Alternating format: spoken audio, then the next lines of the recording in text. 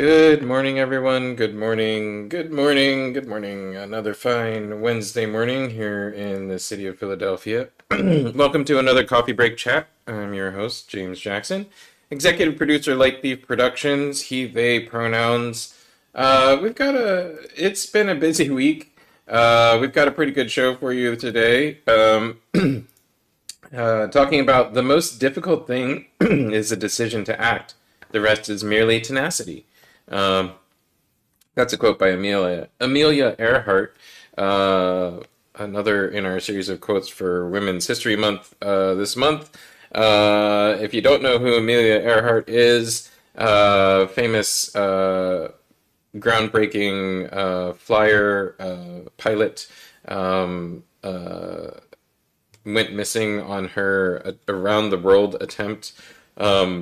Back when flying was more by the seat of your pants and by the stars than it is today. Amelia's plane disappeared somewhere over the Pacific Ocean, and recent being like the last 10 years, evidence shows that she probably crashed on a small island that is off the shipping lanes, and passed away on that island, an unknown amount of time thereafter.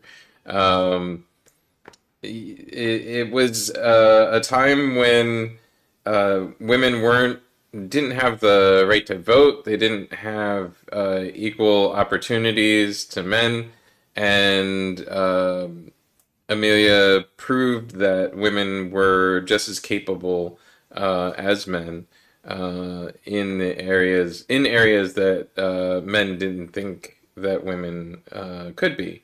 Um, Fascinating woman, fascinating amount of things that she did, and well worth reading biographies and histories of Amelia Earhart if you're unfamiliar.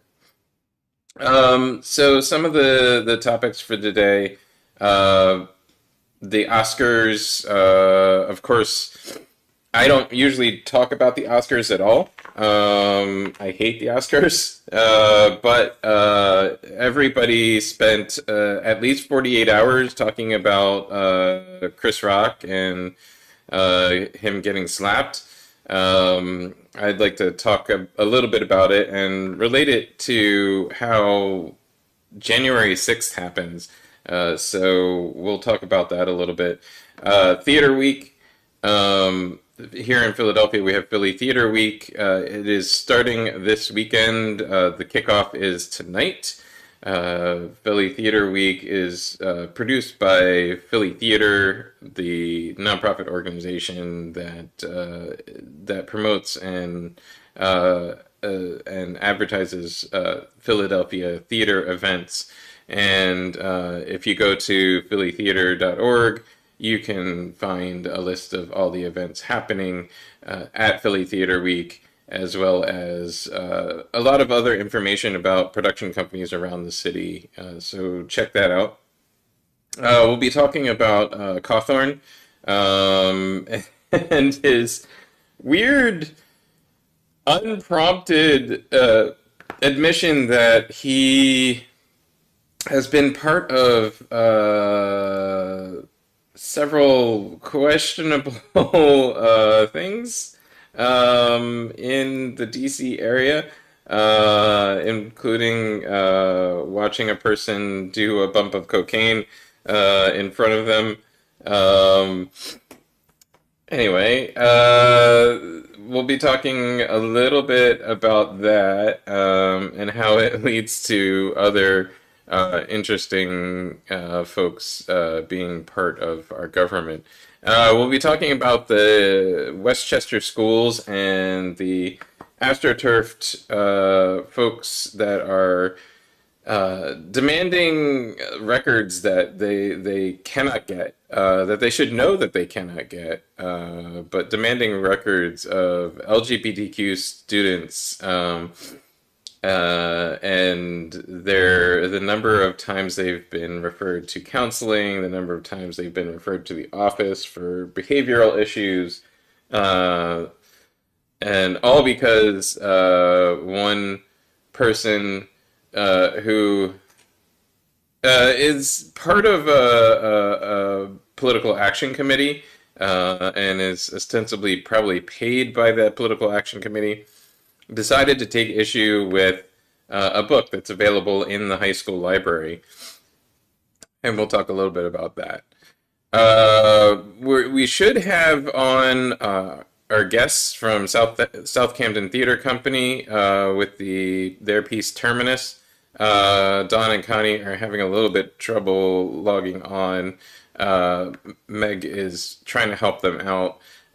So I'm going to jump into a few topics at the moment just to give them some time to get on. Part of the Philly Theater Week is all the small companies here in Philly produce a new or a few new pieces to go along with Philly Theater Week. It's like Restaurant Week, but for theaters. And so we get all these new exciting pieces coming to stage. It's like a mad rush to get things up. All of us theater companies don't really know in advance necessarily when Theater Week is going to happen. It happens around the same time every year, but this year it was a little bit of a surprise, a little bit of short notice, especially for. I'm the president of the Philadelphia Dramatist Center, a slow-moving nonprofit org like the PDC. We usually take a few extra months to produce anything. At any rate, so the PDC is producing a set of 10-minute plays called Nowhere / Now Here. Looks better in print. Check it out. Search Nowhere / Now Here, and you'll get our event results right at the top.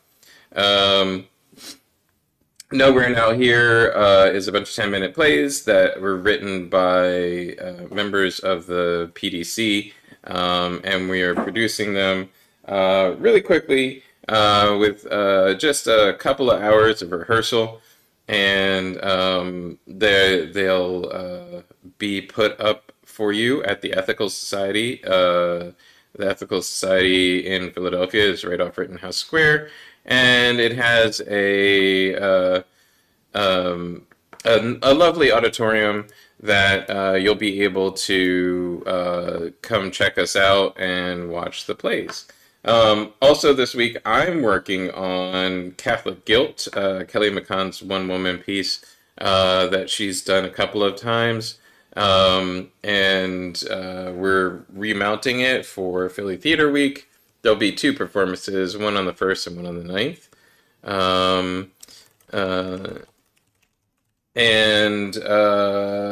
Yeah, so that's what I'm doing for Theater Week. There's lots of other performances going on. There's a couple of hundred theater companies participating. Check it out on phillytheaterweek.com.org. I forget. Yeah, phillytheaterweek.com. If you type that into your browser, you'll get directed right to Theater Philadelphia's What's on Stage page with the Philly Theater Week listings right at the top. All right. So we talked about Theater Week. It looks like we have Dawn. We don't have our other guest yet, but I'll bring Dawn on screen, and we can talk a little bit about Terminus. 1 second. I can't seem to get the crop right. Hold on. Oh, that's because you're the only other person in here. Hold on a second, Dawn. Let me get my phone on this Zoom as well so that we can pin you to the second screen and we can have you as a guest properly. Stand by. The lovely trouble of producing stuff yourself is that sometimes you have to do Too many things at once.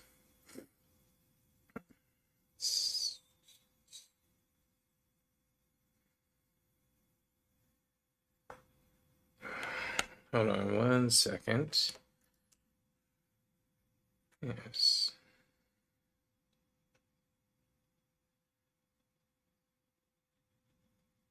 All right, there we go.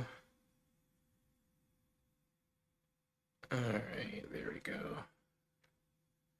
Let's admit. Oh, there's Connie. All right, great.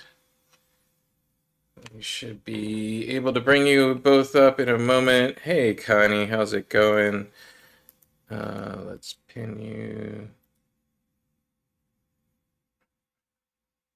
you. Pin. All right, so nothing's working now today.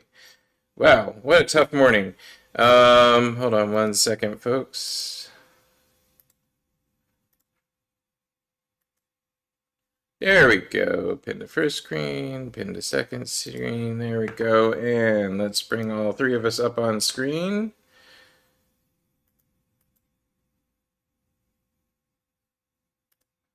There we go. Good morning, everyone. Go ahead and unmute yourselves.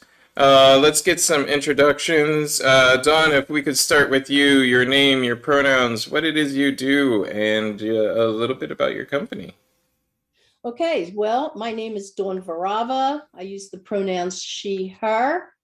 I am the artistic director for South Camden Theater Company. And South Camden is Camden's only professional theater company. It began in 2005, and we have a full board of directors. We pay our production staff, we pay our creative staff, and we pay the actors and the directors. And it's a little known gem. It's located at the corner of 4th and Jasper in Camden in the Waterfront South neighborhood. We have a managing director, and it's just a lovely little theater. It's a 99-seat theater that does some very fine work. Nice, nice. And Connie, if you would introduce yourself, your pronouns, and what it is you do with South Camden Theater. Oh, you're on mute, Connie.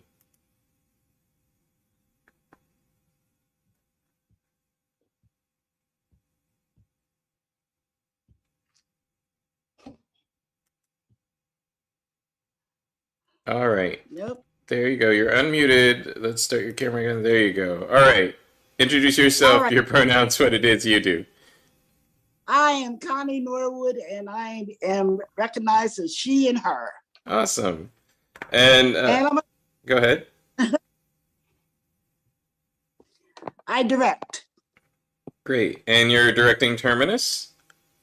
I am doing so, yes. All right. Tell us a little bit about Terminus, if you would, please. It's a journey.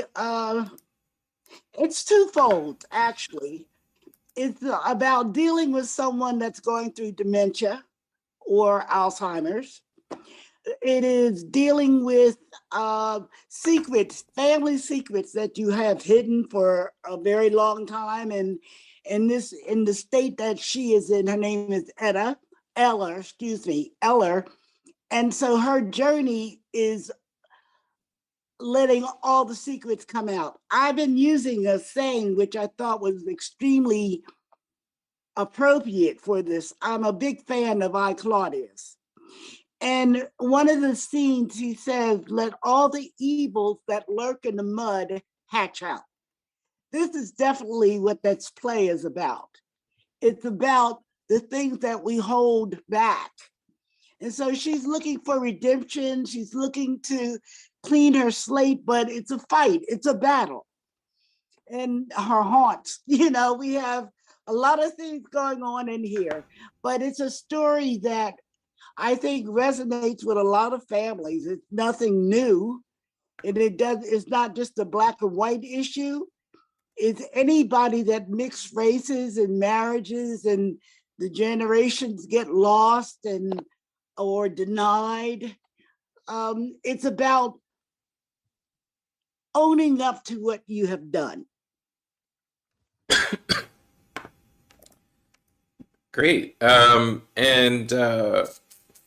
Sorry, just got a little cough there. So the how does the piece approach what is the significance of memory loss and dementia in this piece? Well, the main character is going through this process. She has her young grandson who's taking care of her. I mean, he's not really capable, but he loves her, so he does what he needs to keep her safe. And she has a lot of time. I think this is really prevalent now because of COVID. People had to isolate. So a lot of times the demons come out, and she's fighting a battle of trying to stay sane, but she has all these things that affect her mentally. Interesting. Yeah. Speaking of COVID, is this the first thing that South Camden is doing post-COVID? Yes, it is.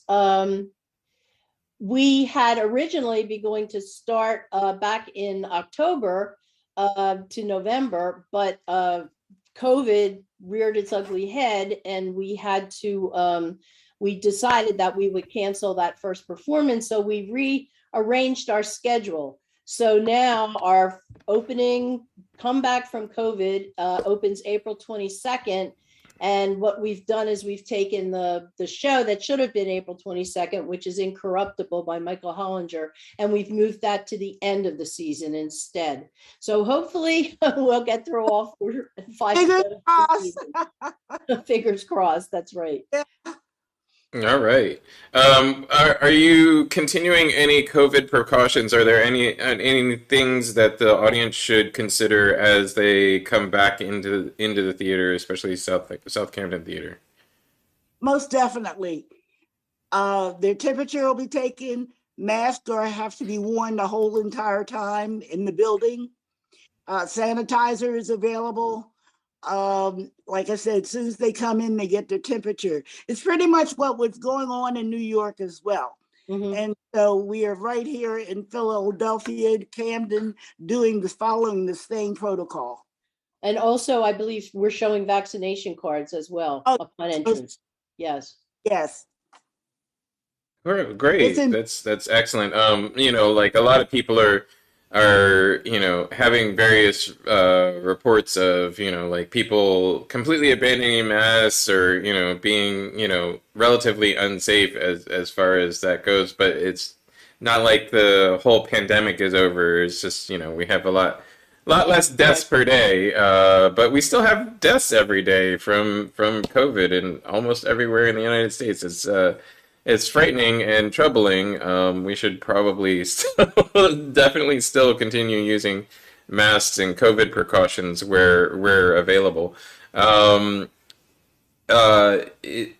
If you would, what's it been like to try to continue a theater company? I run a theater company. We all are all of us in theater and entertainment. I like to give everybody a chance to talk a little bit about what it's been like to try and continue a business that is dedicated to bringing large numbers of people together in a small space. That's what I've said is it's been tough for me anyway, just because that's what I do. Well, I just finished the project at the Stage Crafters, and that was the thing: was the audience going to come out? Now, Stage Crafters is bigger in size and capacity than South Camden, but I feel that the people are in need of this type of entertainment, in need of making a connection, and I think they will come out. Now, if you object to being masked, then don't come, you know what I mean? Right. It's the way of the world, and So theater is needed now. They always put us like in the back burner that, we're frivolous at expense. But no, we tell the story of what is going on in our lives right now, and people, it opens their eyes, and so they need to come see it. South Camden, I did before, during the really bad breakout, we did a streaming of The Mountaintop. And that was just me with the 2 actors, and we put it on film, and it was a successful thing, but the missing element was the live audience. I think all theater companies and everybody that's involved in theater are having a very hard time how to balance that. Yeah, definitely. And how, especially when you're in a small scale, you have to survive. So how do you go about giving the product that will assure you that you'll have an audience? That's very hard. That's the thing that we have to deal with. We can't disappear, but we do need to work that out.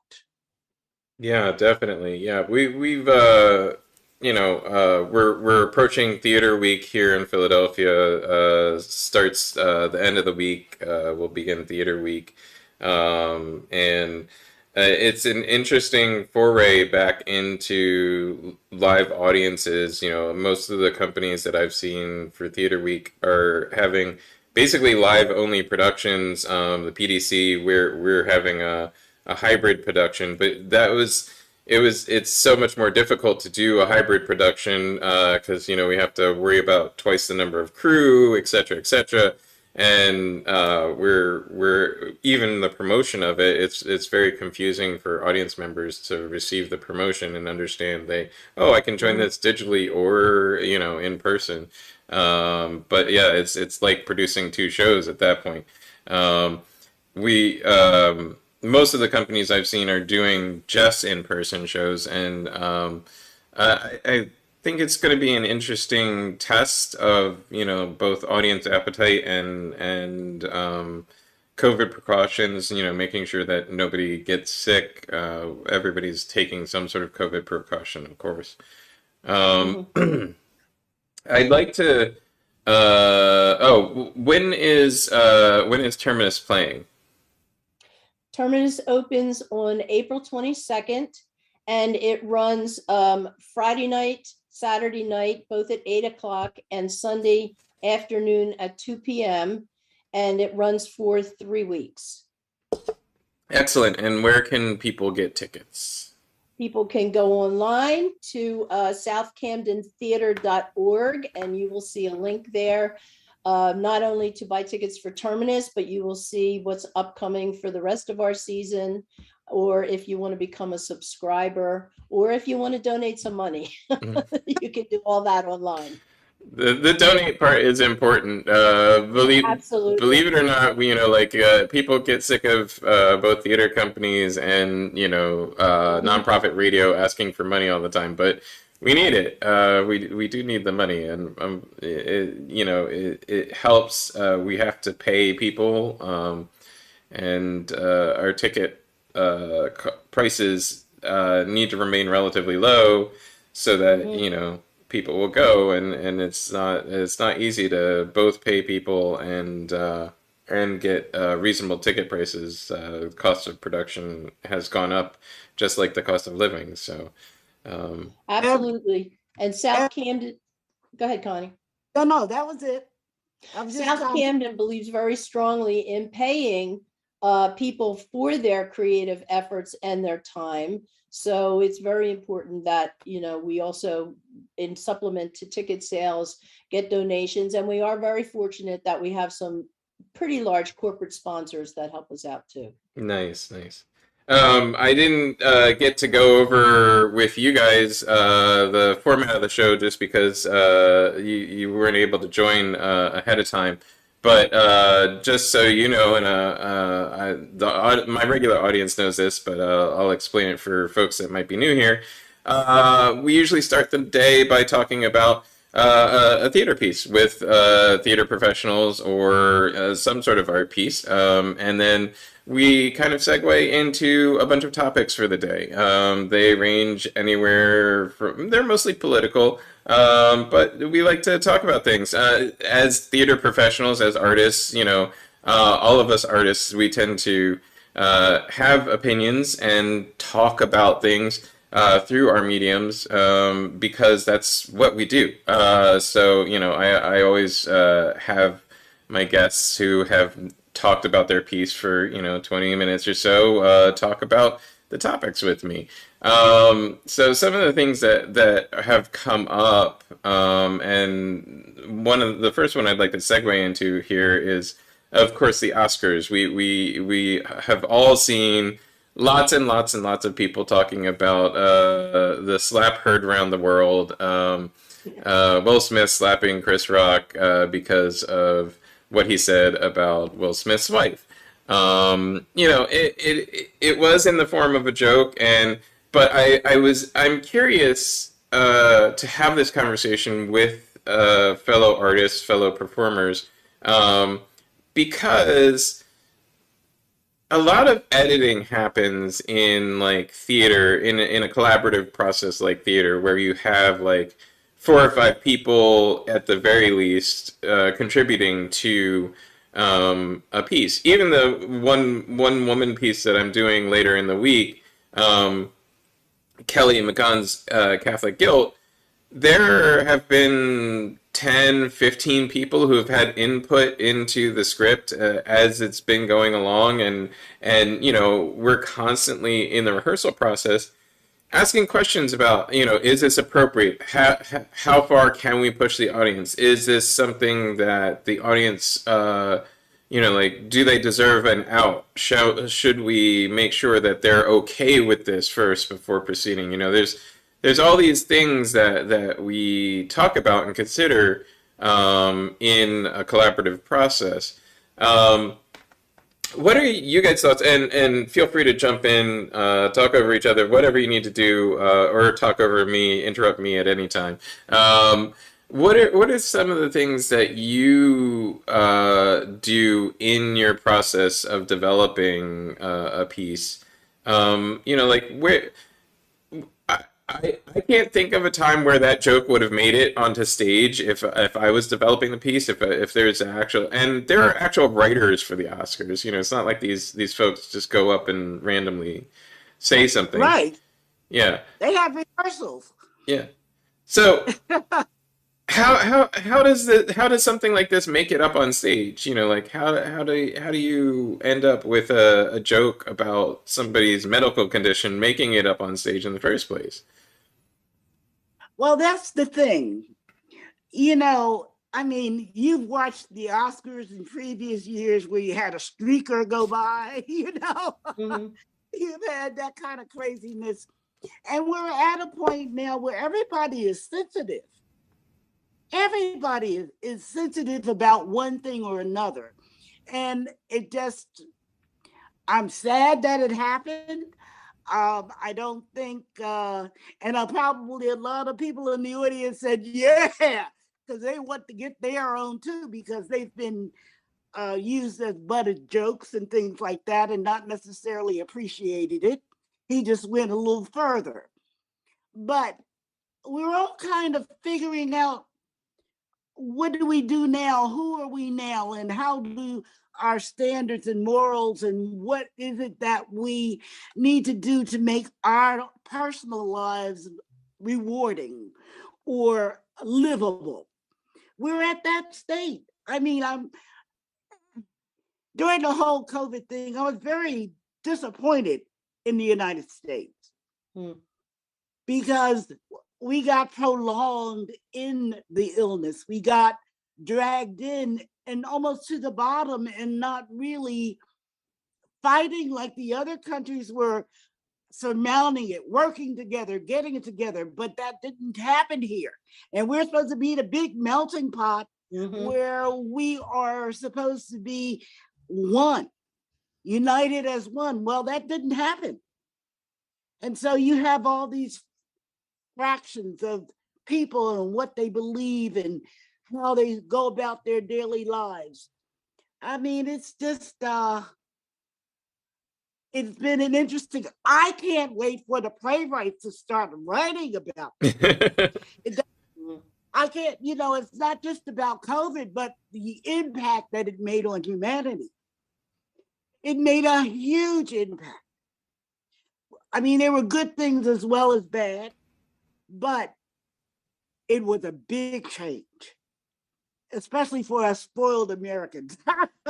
Well, I mean, yes, spoiled Americans, but also I want to my counterpoint to this, to your argument about it would be my opposing argument is that I'm kind of glad that Will Smith smacked Chris Rock. I mean, I'm kind. No, I don't. I mean, I don't feel negative about that at all. No. No. Yeah. Well, so I think it's been building, right? Like that slap, and I think the reason why so many people talked about it so much is I think that something like that has been building. That happened to be Will Smith and Chris Rock. It's just, it could have been any two people that had enough attention on them. I think that it's been building since the 80s and 90s, really. Like we've been letting people get away with more and more statements that are more counterculture without repercussion, right? Like I think that like the we often pay lip service to free speech is free, but not free from consequences. And there's even think pieces out there how that statement is meaningless, that it's not free from consequences is meaningless. It is meaningful. It has meaning, and this is the meaning. Like, you say something, you could get slapped. Like, somebody could decide to slap you.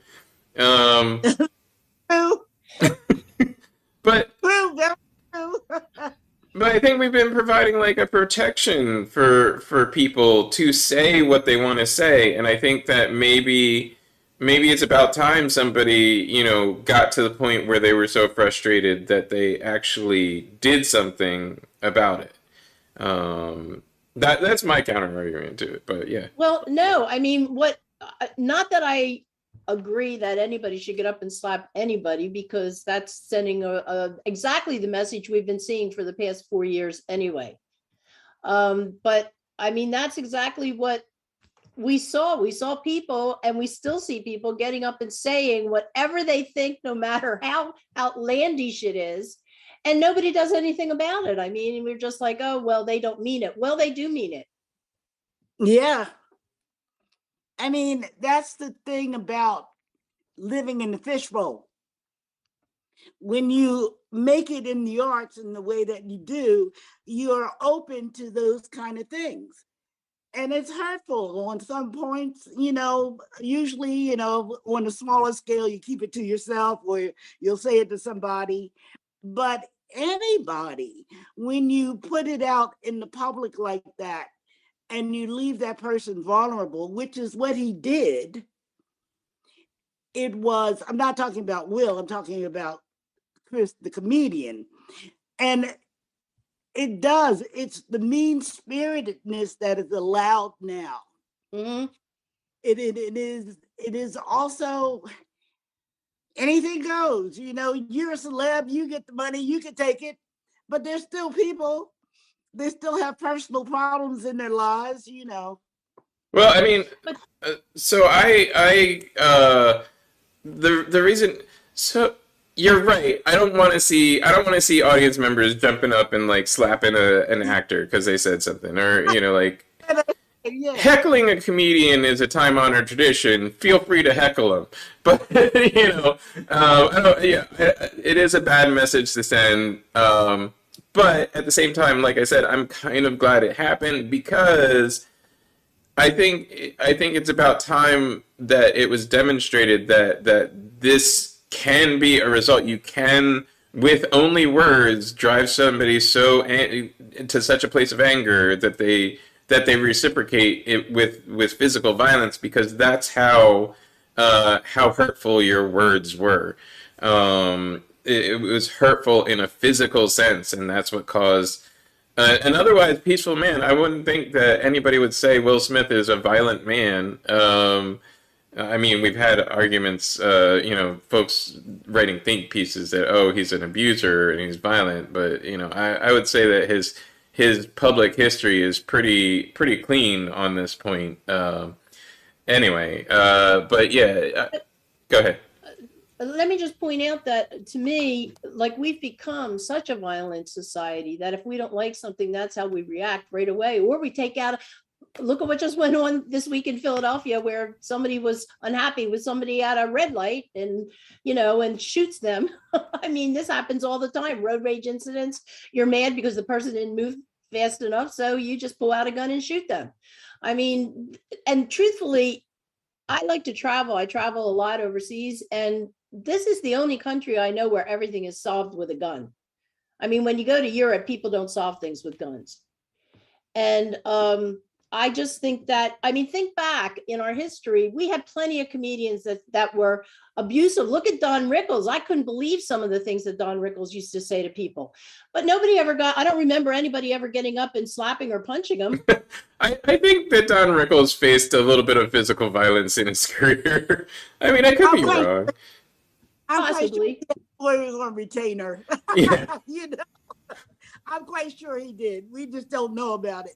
But he lawyers on retainer to deal with that stuff. Well, where I drew the parallel, what incited me to draw the parallel and kind of be cheering for Will Smith in this particular case is that, on a smaller scale, we're all, online or on groups, or we participate in person in small groups. And the penchant for people who are edgy, quote unquote, to say or do something that is physically, like that promotes physical violence or promotes unsafe conditions is growing.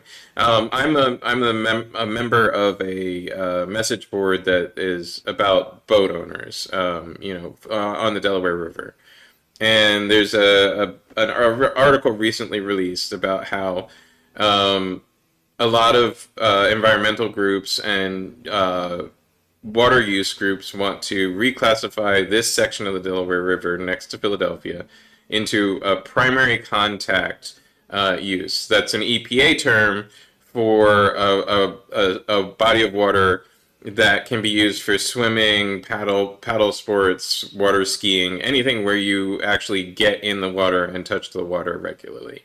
What that would do is increase the EPA regulation on the waterway, making companies clean up amounts of pollution that they put in the water, and making them liable for making sure that the waterway was swimmable and that people could actually touch it without getting injured or sick. So, of course, there's industrial use, including the Philadelphia Water Company, that do not want this reclassified this way, because it would put a burden on them. And the primary argument against it is by the shipping companies that use the Philadelphia waterfront to offload large shipping containers. At any rate, that argument aside, it's an interesting argument and something that we should talk at length about. But the part of the argument that caught my eye was that in this relatively small group of people, there are people arguing that, for instance, kayakers shouldn't be using the waterway anyway because they're a nuisance. Now, I am a kayaker. What? Right. Yeah. So I am a kayaker. I think that kayakers should be able to use the Delaware River in front of Philadelphia. I think it's an awesome use of the Delaware River. And if you're safely kayaking, you're no more a nuisance than any other boater. But you know, like the this person said something along the lines of kayakers should feel lucky to use the waterway, and if they survive, then that you know they should take their chances, and if they survive, great. Um, you know, like a statement like that is as you know, physically creates this physical reaction in me because I am a kayaker. You know, like I am somebody who would be out on the Delaware River in the summer. Um, so, you know, I want to slap that person as much as Will Smith wanted to slap Chris Rock. You know, like I want to slap that person hard in the face and be like, "Look, you're threatening me. You're threatening my family, who uses the waterway every summer." Um, but the lack of that reaction, I think, has, you know, the lack of permission for that sort of reaction, I think, has changed public debate. You know, like I'm not going to track down this random person from the internet and actually slap them. They can relatively get away with saying whatever the heck they want.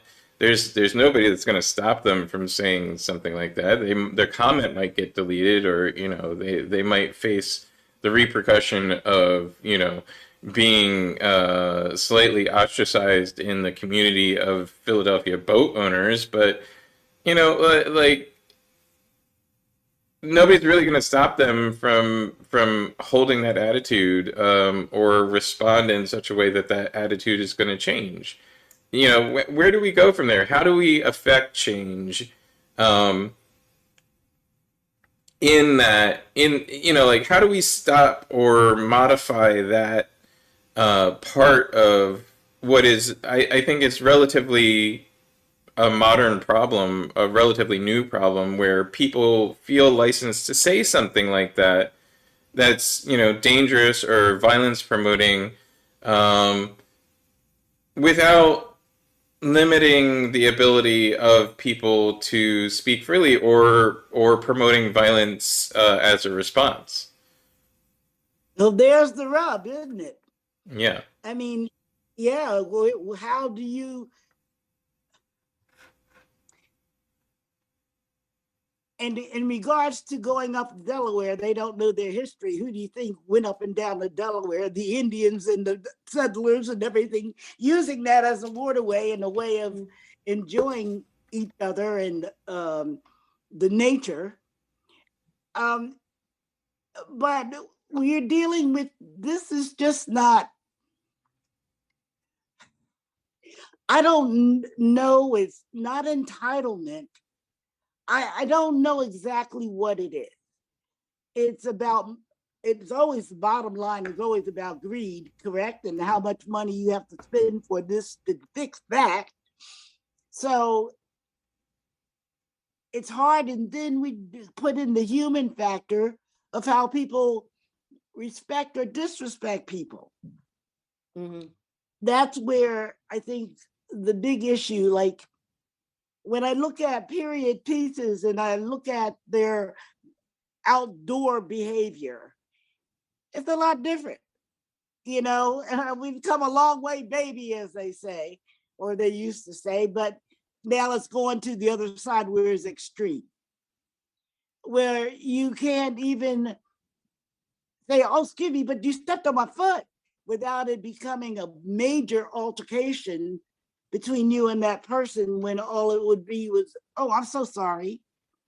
But it, you know, and then you don't know what they came from, meaning what incidents or something that it impacted their lives on their way to work, on their way in the car, you know, uh, using outside facilities and being told that you're doing it at your own risk and, you know, giving you a hard time about something that's a natural thing to do. I don't know where it would begin because it's so widespread, and it doesn't even have a color or anything to it. It's if you breathe. It's the same way with COVID. If you breathe, you can do it. You Mm-hmm. can get it. Mm-hmm. Mm-hmm. You can see it. You know what I'm saying? It's the same kind of thing. And who knows how do you go from there? I don't know. Yeah. Yeah, I don't know that's what I was saying, but I just don't know, where do you start with that? yeah, where do you start to de-escalate something like that? And um, we've been talking a bit about how things are changing. People are more easily offended, but at the same time, I think that some of the things that have changed are for the better. For instance, I'm going to segue a little bit here into the Westchester School District. Westchester School District recently received a right to know. That's basically the FOIA, the equivalent of FOIA, but for Westchester County, a right to know law request filed by a district resident that stemmed from her objection to the availability of the book Genderqueer, a Memoir in the high school. Genderqueer, a Memoir is a great book for teens to have access to. It provides an outside perspective, a third-party perspective on what it's like to grow up as a queer person, and gives them, another example other than perhaps their own, or an example of somebody that they don't know personally, but that has written a memoir.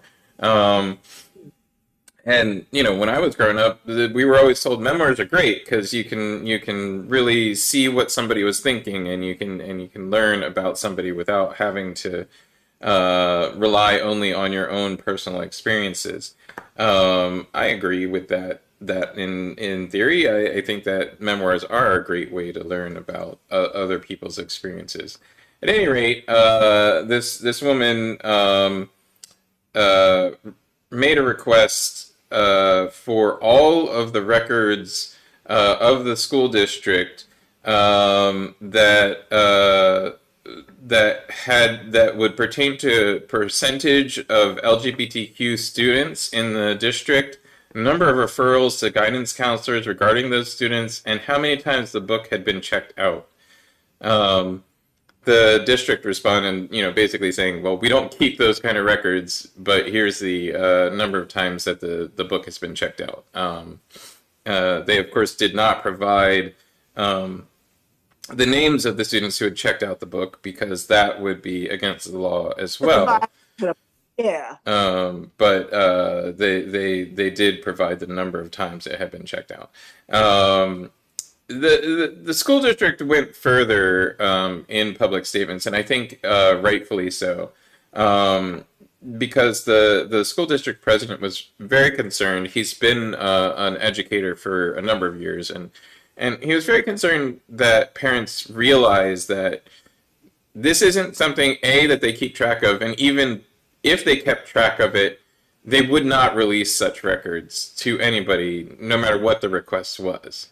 Or how it came in, because it would be illegal, basically, under Pennsylvania law, because students' records are private.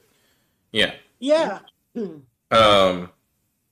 But this, this goes to this kind of, there's this astroturfing, there's these moneyed interests that are providing all of these sort of weird little requests and feedback and push on school districts that is going around. Like, it's everywhere. And all of this article by WHYY really delves into like the number of incidents that have happened recently in school board meetings and such. Even outside of school board meetings, there's requests like this flowing into all of these schools, and these schools are having to field all of these random things, random pressures to be more conservative, basically. Mm-hmm. How I'm not an educator, at least not yet. I want to, do some teaching someday, but how do you respond, like, if somebody came to South Camden Theater and said, oh, you get public money, therefore you have to provide me these records, how do you respond to that pressure it's an outweighed pressure versus the number of people who really care about it. That I would guess most theater goers couldn't care less, if students that come to South Camden Theater to act are queer or not. Um, but it's an outweighed pressure to conform to a lifestyle or a set of rules that perhaps you do or don't believe in. But how would you respond to such an outweighed pressure?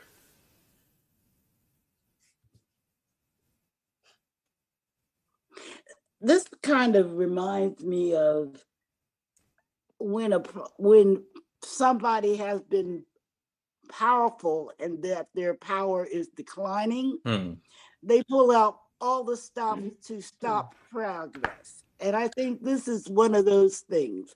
We had 4 years of that, where a person put something out and then everybody picked up on it because of feeling of being outnumbered or not following your view.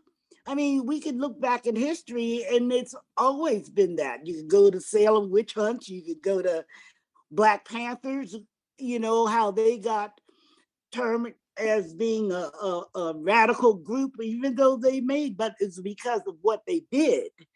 But that is part of human nature, whoever is in power and they're losing it, and that they want to muzzle. They want to shut it down, make it not real, not true. And that's the sad part of that. That's the real sad part of that, because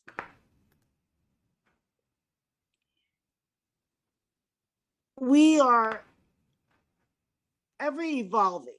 I looked at the commercials on television lately, and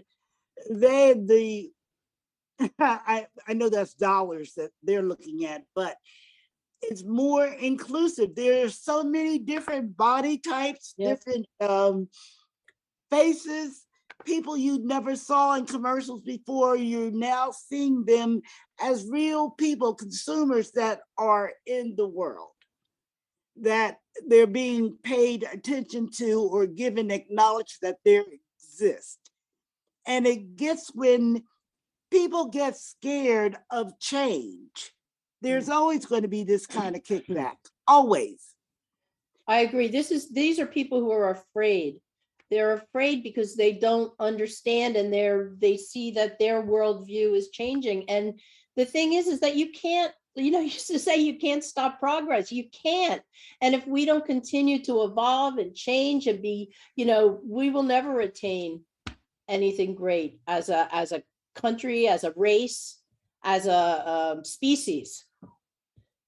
You have to be willing to change, and the people that are fighting, I think, against everything that we're talking about are the people that for some reason are stuck back in, I don't know, the 1950s maybe. Well, I've brought this up before. I think it's interesting if you look at a timeline of like entertainment. You were talking about advertising, and I always think about television.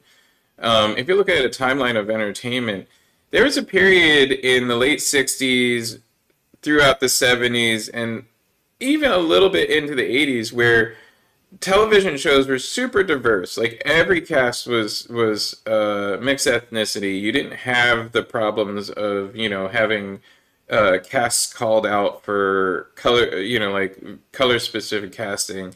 You had women lead roles. You had I think one of the first all women shows with a feminine heroine, a feminine supporting actor, etc. was in the '70s. You had things that were far beyond what we could see now on TV, and then you had this regression in the '80s and '90s, very specifically the '90s, where suddenly you didn't see black faces on TV anymore, and you didn't see Hispanic faces on TV. You didn't see, you didn't see women in lead roles for some reason all of a sudden again. Um, I mean, I didn't live through all of that, but I find it fascinating to look at that and then look at that we're now approaching that again.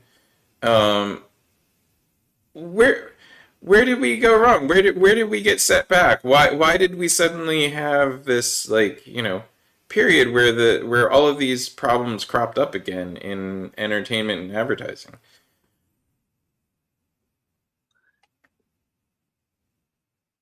Again, it's about who is in power. It's about who feels they're losing power. And if they were in power, the idea is you're going to fight tooth and nail to maintain that power base. You know what I mean? And that's kind of what I've been looking at. Um, again, that has no color. It happens in all. It's just human nature of people to do that. I what I'm hoping is that instead of closing the doors on things, that we open it up, because we've been isolated and we know how that feels.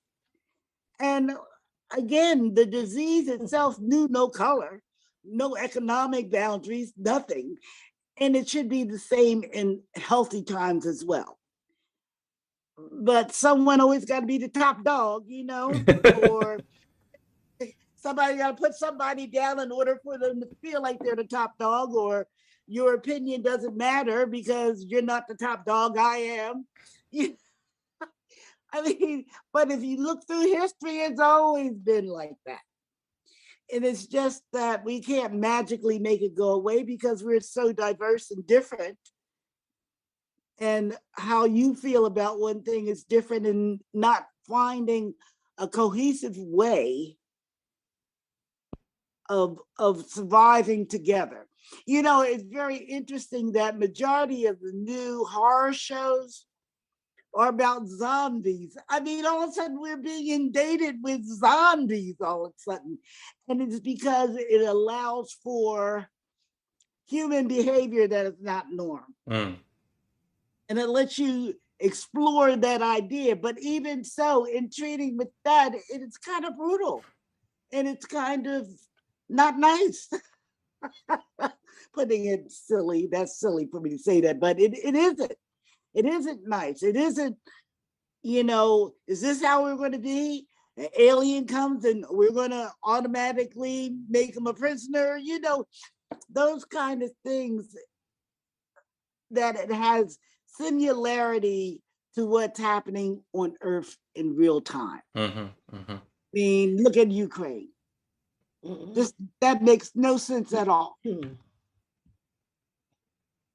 And there's a big bully. I want your candy, so I'm going to go in and steal it.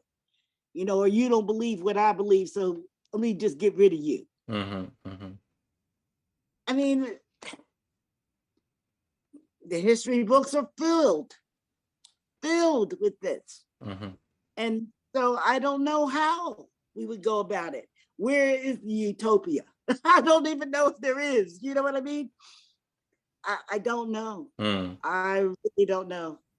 Well, I want to recognize that it's 11 o'clock in the morning, and I really appreciate your time. I don't want to keep you here all day, although inevitably I always get in these conversations and I feel like we could talk all day.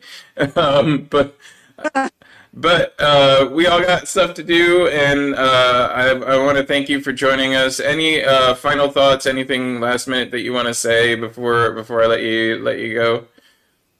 Support live theater. Yes.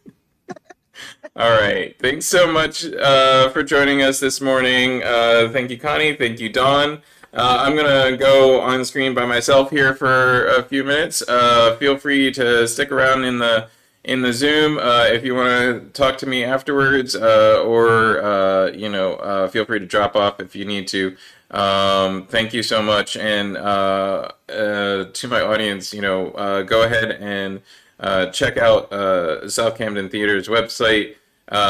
Subscribe to them, and go see a great theater piece that is about current events, even though it's also about Alzheimer's and dementia and a myriad of other things. All of these things are interrelated. Yes. I kept some of the things out for suspense, Yeah. Not give it all out. All right. Thanks so much for joining us this morning. Thank you. Thank you very For much. having us. You're welcome. See you, Take Dawn. care. Thank you to my guests, and the one last thing that I wanted to touch on before I get out of here this morning is the Cawthorne incident. They're calling it Orgy Gate. I don't know why we have to make everything in politics a gate. It's a Watergate hotel. That's why they called it Watergate. Jesus, please stop. Anyway, but at any rate, House member Cawthorne, he's a Republican, a Trumplican. He claimed that he watched an unnamed person do a key bump right in front of him. And then he also made statements on Twitter about how when you go to DC, you start getting invited to parties, and then you suddenly realize that they're inviting you to an orgy. At any rate, I'm not sure. I've seen some of our politicians. I'm not sure that I'd want to attend one of their orgies. I might be a little bit outclassed. At any rate, it's an interesting cell phone, if you will. Apparently, moving in Republican politics in DC involves attending orgies and doing cocaine. So if you're like me and you don't do either of those things, or if you're like most people and you would rather not mix business with pleasure, apparently you can't be a Republican. And not being a Republican is what white nationalist Dave Riley has decided to do. Dave Riley is a white nationalist in Idaho. By white nationalist, I mean Nazi, literal, not figurative. He believes in the advancement of white people over everyone else. He believes that whiteness is under threat. And he's running for governor of Idaho as a Democrat. I don't understand people. If anything, I hope that the governor primary in Idaho just really proves to white nationalists that they can't win in Idaho.